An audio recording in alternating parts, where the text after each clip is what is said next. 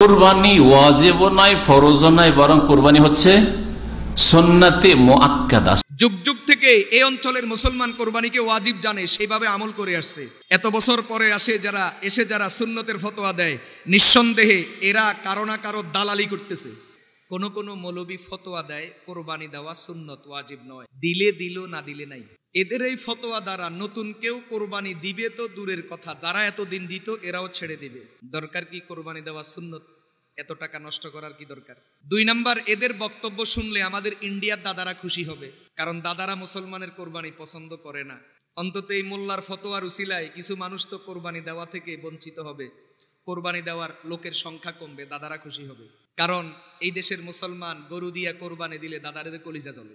সাথে সাথে যারা মুসলমানের এই ইবাদতকে পছন্দ করে না, এরা খুব খুশি হবে।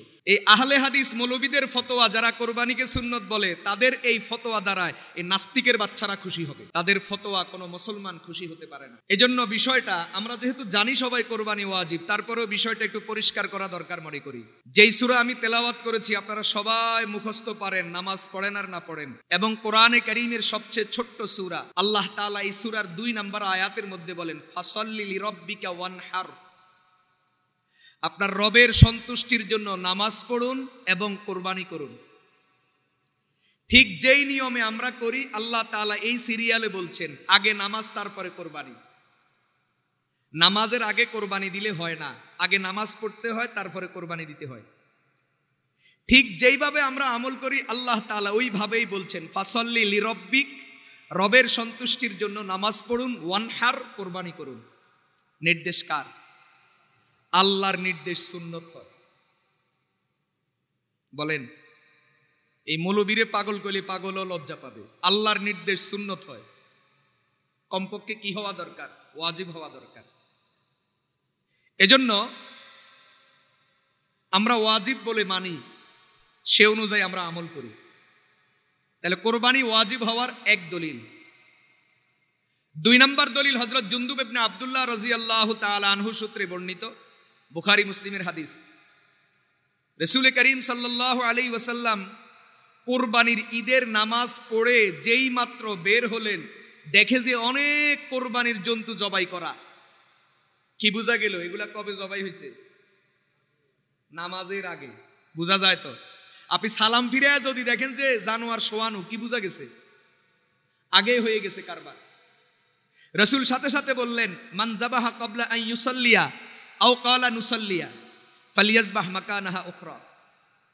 আমরা নামাজ পড়ার আগে যারা কোরবানি করেছে তারা যেন আরেকটা কোরবানি করে। কেন? এদের কোরবানি হয় নাই। যেহেতু তোমাদের কোরবানি হয় নাই, নামাজের আগে জবাই করেছো, অতএব আরেকটা করতে হবে।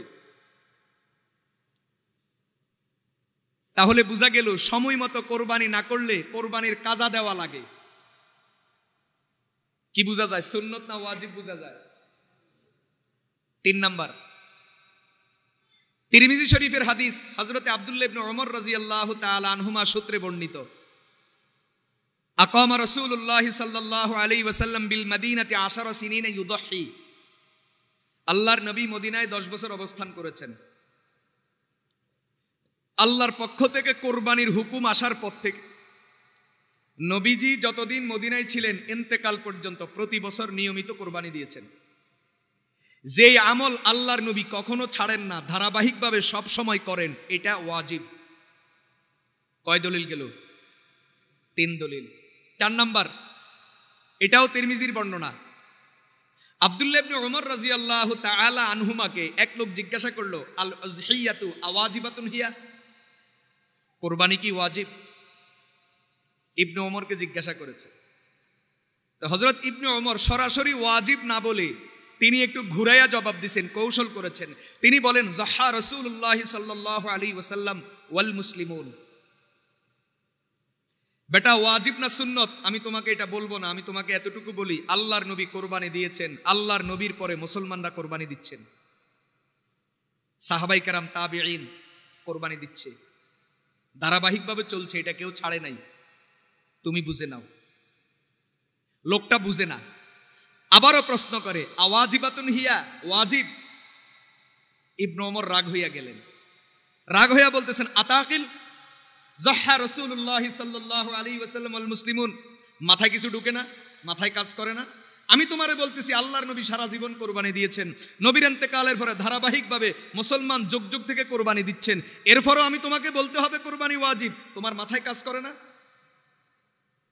কয় দলিল বলেন, কয় দলিল? 5 নাম্বার, ইবনে মাজার বর্ণনা, আব্দুল্লাহ ইবনে আমর ইবনুল আস রাদিয়াল্লাহু তাআলা আনহুমা তার থেকে বর্ণিত।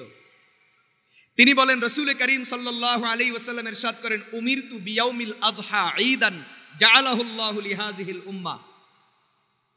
আল্লাহ তাআলা আমাকে আদেশ করেছেন, আমাকে নির্দেশ দিয়েছেন, আমি যেন এই দিনকে এই উম্মতের জন্য যেন ঈদের দিন বানাই। এই দিনটা যেন এই উম্মত ঈদের দিন হিসাবে যেন পালন করে, কোরবানি যেন দেয়, নামাজ যেন পড়ে। আল্লাহ আমারে এই মর্মে নির্দেশ দিয়েছেন। আল্লাহর নির্দেশ ওয়াজিব না সুন্নত? কয় দলিল? 5 দলিল। 6 নাম্বার, মুসনাদে আহমদের বর্ণনা, হযরত আবু হুরায়রা রাদিয়াল্লাহু তাআলা আনহু রিওয়ায়াত করেন, রাসূল করিম সাল্লাল্লাহু আলাইহি ওয়াসাল্লাম ইরশাদ করেন, মান ওয়াজাদা সাআতান আন ইউদহিয়া ওয়া লাম ইউদহি ফালা ইয়াহদুর মুসাল্লানা। কোরবানি দেওয়ার সামর্থ্য যার আছে এরপরেও কোরবানি দেয় না, এই লোক যেন ঈদগাহের আশপাশেও না আসে। ঈদের আনন্দ তোমার জন্য মানায় না, তোমার ঈদগাহে আসার দরকার নাই। এই ধমক কেন? সুন্নত তরকের কারণে না ওয়াজিব তরকের কারণে? কয় দলিল গেল? 6। 7 নাম্বার, আবু দাউদ শরীফের বর্ণনা, হযরত মিখনাফ ইবনে সুলাইম রাদিয়াল্লাহু তাআলা আনহু তিনি বর্ণনা করেন, রাসূল করিম সাল্লাল্লাহু আলাইহি ওয়াসাল্লাম আরাফার ময়দানে দাঁড়ায়া বলছেন, আলা আহলি বাইতিন ফি কুল্লি আমিন উযহিয়াতুন। রাসূল বলছেন প্রতি বছর প্রত্যেক ঘরওয়ালার উপর কোরবানি দেওয়া আবশ্যক। কে বলছেন? তো বলেন কোরবানি ওয়াজিব না সুন্নত? কয়টা হলো মোট দলিল? এইভাবে ভুরি ভুরি দলিল আছে, দলিলের অভাব নাই। কোরআনে কারিমে আল্লাহ তাআলা কোরবানি সম্পর্কিত, কোরবানির আমল সম্পর্কিত আলোচনা করেছেন 13টা আয়াতের মধ্যে। কয়টা আয়াতে? বলেন কোরআনের কয় আয়াতের মধ্যে আলোচনা আছে? এজন্য আমরা বলি কোরবানি ওয়াজিব, সুন্নত নয়। যুগ যুগ থেকে এই অঞ্চলের মুসলমান কোরবানিকে ওয়াজিব জানে, সেইভাবে আমল করে আসছে। এত বছর পরে এসে যারা সুন্নতের ফতোয়া দেয়, নিঃসন্দেহে এরা কারো না কারো দালালি করতেছে। আল্লাহ তাআলা এই দালাল থেকে আমাদেরকে হেফাজত করেন। 2 নাম্বার, কোরবানি কার উপরে ওয়াজিব?